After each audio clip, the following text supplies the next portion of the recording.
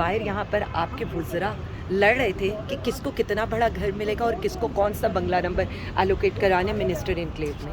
جس وقت وہاں پر عوام سڑکوں کے اوپر تھی نا اور کسان رول رہا تھا تو وہاں پر ایم پی ایز اپنی تنخواہیں اور مراعات اور نئی گاڑیاں لینے میں مصروف تھے.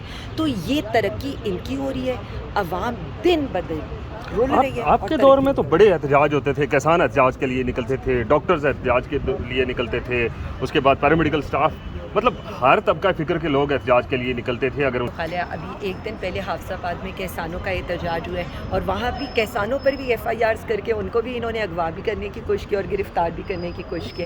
پیرامیڈیکل سٹاف کا دھرنا اس گرمی میں، لاہور کی شدت کی گرمی میں پچھلے 12 دن سے جاری ہے. لیکن صرف مسئلہ یہ ہے کہ تب لینس کچھ اور تھا، اب لینس کچھ اور ہے. ہم صرف اتنا سمجھتے ہیں ہم تو پھر بھی عوام کے لیے کھڑے ہوئے ہیں، عوام کے لیے کوشش کرتے رہیں گے، عوام کے ریلیف کے لیے.